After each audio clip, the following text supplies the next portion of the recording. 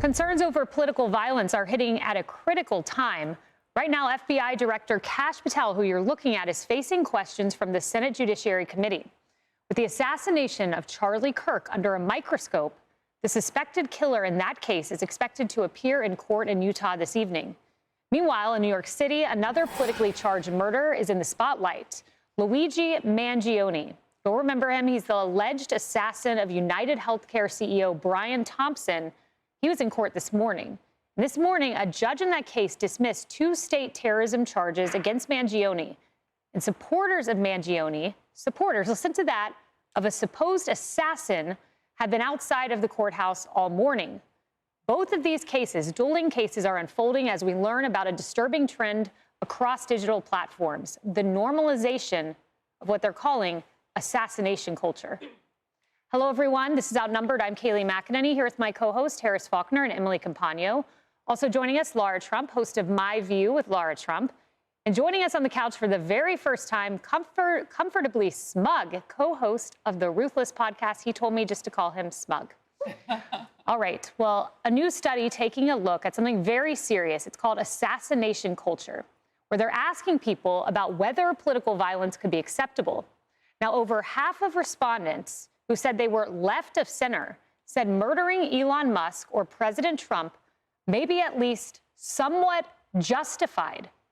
Researchers argue this acceptance is part of an entire belief system which they saw promoted again and again on the social media site Blue Sky.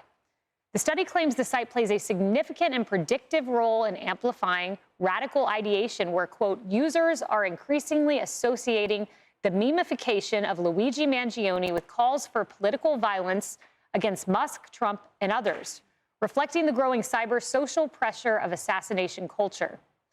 Now, just look at Mangione's supporter outside the courthouse today. They are cheering after the New York Appellate Court tossed out state-level terrorism charges. Watch this.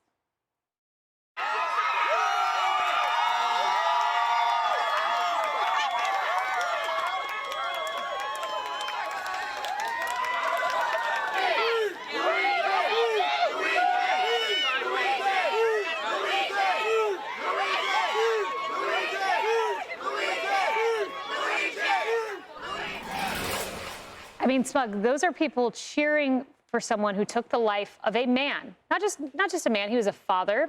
He had children. I remember reading the New York Times profile when this happened. He's a husband, a father. Brian Thompson ascended from modest roots in Iowa to one of the most powerful roles in the healthcare industry. Practical, relatable, had the human touch with everyone he came across that made them feel like they were the most important person in the room. He has a name, he has a face, he has a family, and yet you have cheerleaders for the assassin. Yeah, I mean, this is horrific to see, but it's important to recognize that this is where we are in this current moment. We are seeing on the left this level of grassroots support for murder of individuals. We saw them celebrating a murder for Charlie Kirk, and we saw them even in the aftermath of the attempted assassinations, plural, on President Trump. They didn't stop with the radicalism. They didn't stop with the violence. It's horrific to see. It is. You know, Emily, those state charges are out. He still faces federal charges, and then there's a second-degree murder charge at the state level. So, you know, the supposed assassin will not be getting off without facing justice in those potential charges. I do want to point out about 50 to 65 Luigi supporters, according to our reporter in the courtroom. Signs of Free Luigi, people in costumes. And when you look at that and you look at the polling we just showed, it's not a one-off poll. I want to bring up some polling that Axios highlighted, again, about the Luigi Mangione case. Generation Lab, 48% said they view the killing as totally or somewhat justified. Emerson, 41% of voters under 30 found the killing acceptable. It's not one poll. It is poll after poll after poll.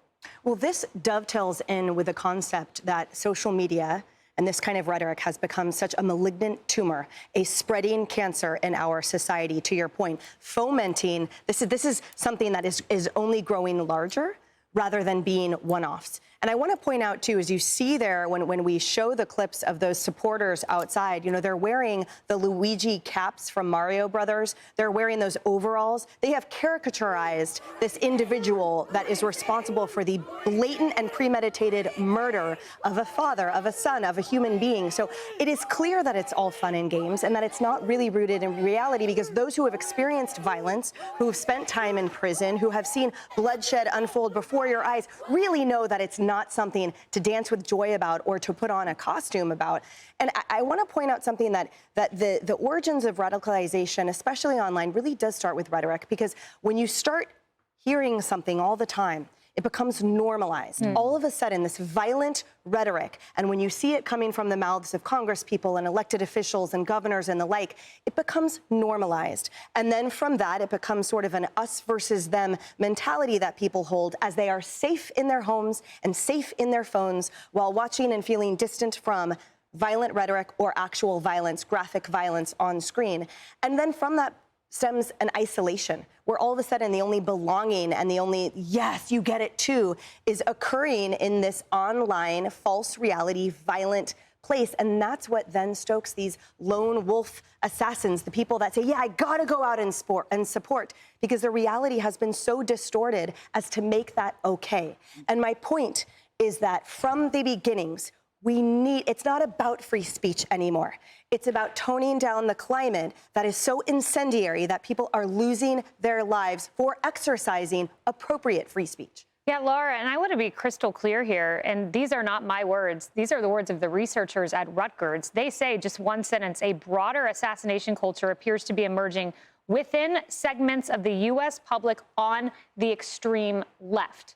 They make crystal clear what their research has said. They go on to talk about Blue Sky, and I want to note Blue Sky did provide a statement that glorifying violence or harm violates Blue Sky's community guidelines. They review reports and take action on content. You can see the rest of their statement there.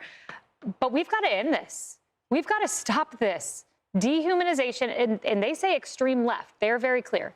Yeah, and I just to piggyback off what Emily was saying, I think you look at where we are right now. The use of social media allows people to say things behind a screen and in a safe space they would never say to your face. And it's a clickbait culture. You know, everybody wants to outdo the last person. They want to say something so over the top it gets them attention. A lot of these media outlets are happy to print something they know is not wholly true without doing any fact checking, because they can go back later and they can say, oh, we put something at the bottom of our website that says, you know, we rescinded that. It doesn't matter. The damage is done. And so in a culture where we are all very safe behind our screens, this stuff kind of grows and gets amplified, and cancer is the exact right word for it. Everybody needs to be more responsible. The things you say matter. The things that Congress people say matter. The things our legacy media outlets say matter. The things we've all been called over the past decade as conservatives matter. Calling people Hitler is not acceptable. That induces a response from people that warrants action. Hitler was a horrific individual. We have to be more responsible with it. So as crazy as it is that we're in a space where you have 56% of respondents in this poll saying that it's somewhat justified to murder President Trump and Elon Musk, this is the United States of America. It's 2025. What are we doing? Yeah, and just to underscore your point, I do want to play just some news we got from the FBI director earlier on Discord. We know this individual was talking on Discord, but we've learned a little bit about how big this group chat was. We still need to know what was said on it, but listen to the FBI director. I see the public reports that the Discord thread had as many as 20 additional users. It sounds like you're trying to run down all of that to see if that's accurate, who else may have been on that thread, what they may have known. Is that fair to say? It's a lot more than that, and we're running them all down. It's a lot more than 20? Yes, sir. And you're running all of that to ground? Every single one. Yeah, fantastic. Harris, we need to learn what was said in that chat. Well, the investigation will get to the bottom of that, and that is just one group. What we're talking about is societally. And to steal part of the word that you used, I'm going to add psychological to it. There is a psychological malignancy that is now creeping among us and growing. I think it's a national emergency. I think it's a national emergency now. We have complete generations that have had an experience that we, even on this couch, even the youngest among us on this couch have not had, and that is an entire lifetime from birth with cell phones. And I want to take what I learned and viewers learned last hour from the FDA commissioner, Dr. McCary. The phone is a drug now. And if you want to know why looking at that video has to be, something that YouTube and others have to take a look at because they can't stop people from looking at it, it's because they're addicted now. The phone is a drug. They can't turn it off for themselves. That's a national emergency. What will we do about it? Only more of these people will be made because we can have people change their words. But calling a sitting president the Timu Hitler, which is like the cheap version of Hitler, as though it were a joke, is a kind of psychological malignancy that I'm going to say that we can call out as a society. And we don't all have to be doctors like the FDA commissioner. We can see it and experience it for ourselves. Jasmine Crockett knows she's wrong. She does not care. The people on the Discord chat, which they will find, I didn't realize there were more than 20 until today from Kash Patel. But they will find that some of those people maybe don't reflexively think any of that was wrong. They probably could have taken that survey and been part of the 56% Lara mentioned that think, well, there might be some reasons for killing some people. I mean, if we have a percentage of people above zero in this country with that kind of psychological malignancy, we need to hit it head on. Cell phones can be the drug we can take, the actual drugs, the opioids. We can check it there. Law enforcement plays such a critical role. And look at the superstars who work together in Utah to bring this about.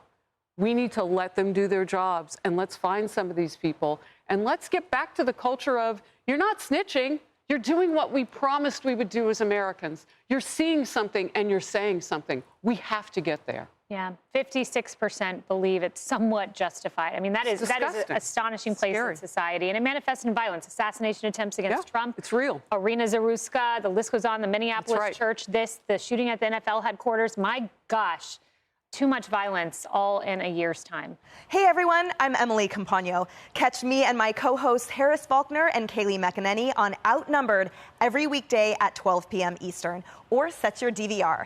Also, don't forget to subscribe to the Fox News YouTube page for daily highlights.